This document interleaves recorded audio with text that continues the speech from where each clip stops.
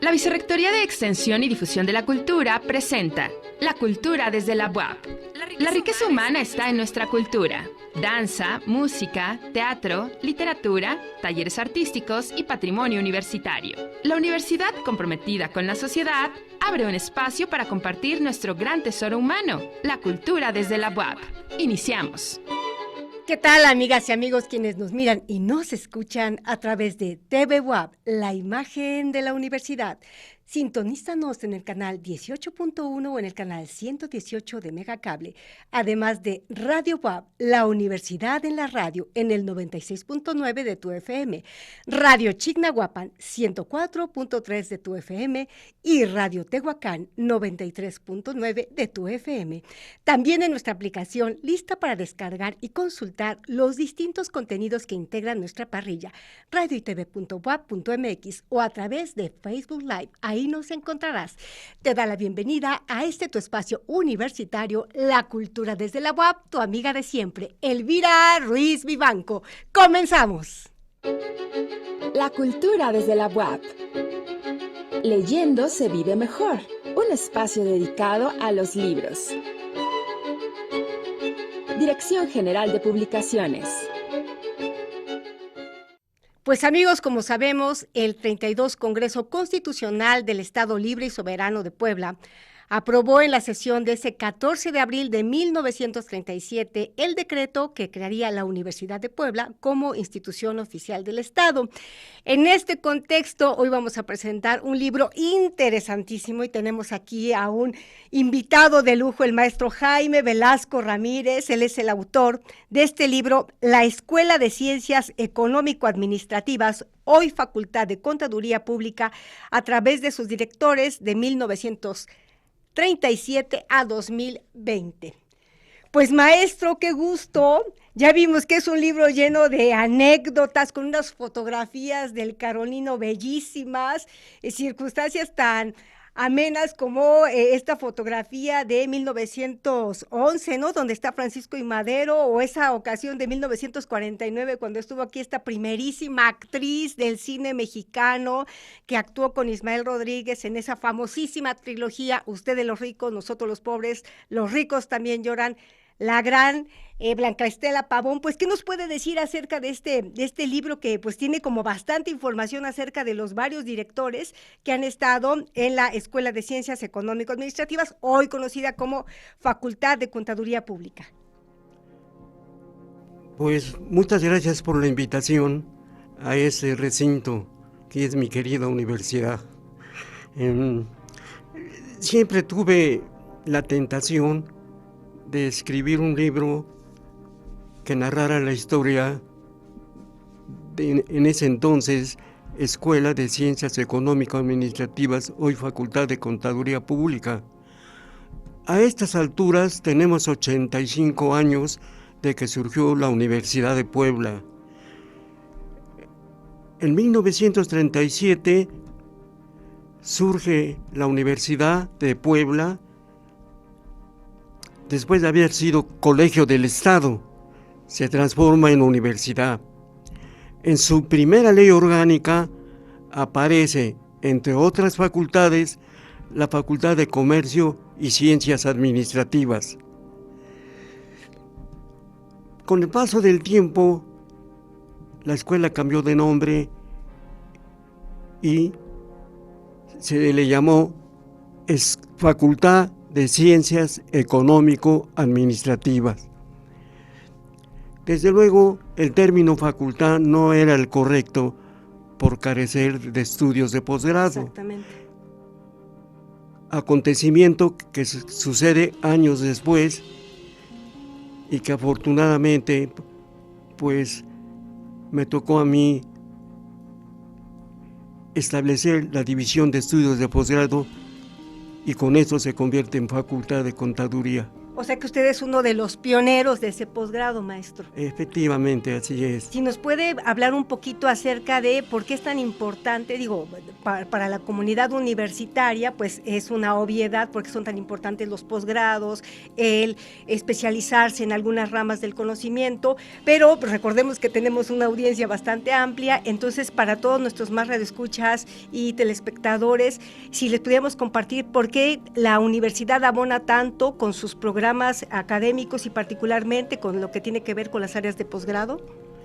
Efectivamente, es claro que en 1937, cuando surge la universidad, pues llevaba muchos años de atraso. Si comparamos a la Universidad de Puebla con la UNAM tiene muchos años antes que nosotros.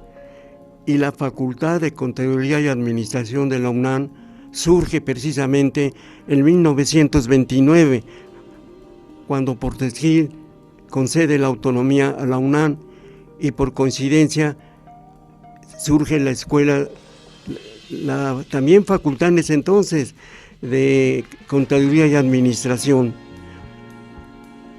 Nosotros en Puebla pasaron muchos años, 8 años, para que surgiera la universidad. Surge la universidad, surge la facultad, reitero que así le llamaban, de Comercio y Facultad de Comercio y Ciencias Administrativas, pero así se le llamaba en ese entonces a todos, inclusive en la misma UNAM también le llamaban facultad. Pasa el tiempo y a los primeros directores, pues en primer lugar, el primer director, que fue el maestro Florencio López, le toca ser el primer director. Y la verdad de las cosas, que para 1937 lo que predominaba a nivel nacional era la teneduría de libros, un registro empírico de las operaciones financieras y comerciales de las empresas. Pero al maestro Florencio López lo que le tocó es, pues, dar paso al primer plan de estudios. Como todo lo que comienza, poco a poco, pues fue mejorando.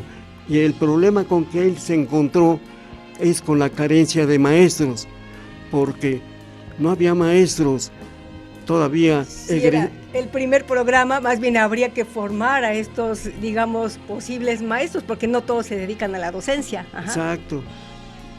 Y entonces, pues ese fue el primer problema que él enfrentó. Pero bueno, había que arrancar y así arrancó. Ahí lo sucede después el maestro Gustavo Rivera, un egregio catedrático de la facultad, y continúa mejorando acuerdo a las circunstancias de la época, al tiempo que les tocó vivir. Al maestro Rivero le toca ya actualizar lo elemental, lo sustantivo, el porqué de la Facultad de Ciencias Económico-Administrativas. Él le da paso a la enseñanza de la contabilidad, pero ya conforme a principios generalmente aceptados, es decir, hace a un lado la teneduría de libros y entran en acción los planes de estudio, pero ya enseñando lo que es la contabilidad, ya no teneduría de libros. ¿Cuál sería la diferencia para los que no estamos como tan inmersos, digamos, para los legos en este campo? Efectivamente, mire, la teneduría de libros era un registro empírico de las operaciones, empírico, elemental, pero sin ninguna técnica. Claro. Entonces, o sea, se empieza a academizar el procedimiento que tiene que ver con la contabilidad y digamos todas las variables de análisis que pudiera haber al respecto. Efectivamente. Entonces, es claro que al maestro Rivero le toca mejorar. No mejorar porque lo que hizo el maestro Florencio López está bien, le toca actualizar acorde con los tiempos. Claro. ¿No? Y entonces él ya le da entrada a la contabilidad conforme a la doctrina contable generalmente aceptada dentro del marco de la contaduría pública. Ya son preceptos que hay que tomar en cuenta, ya no es empírico, ya entra la partida doble, que históricamente el autor fue Lucas Pacioli, italiano. Entonces ya empieza la facultad a tomar un paso ya académico más sustantivo. Hay que tomar en cuenta que a los directores en esa época su gestión duraba 3 años, entonces pues apenas si les daba tiempo de ver de qué se podía hacer, porque hay que decirlo también, y se entiende, ¿no? Los directores en esa época no tenían una oficina para atender a los alumnos, atendían en los corredores o en el salón de clase, pero no tenían y no eran de tiempo completo. Entonces ellos hacían lo que podían, iban a dar su clase y se quedaban después de su clase a atender los problemas de la escuela.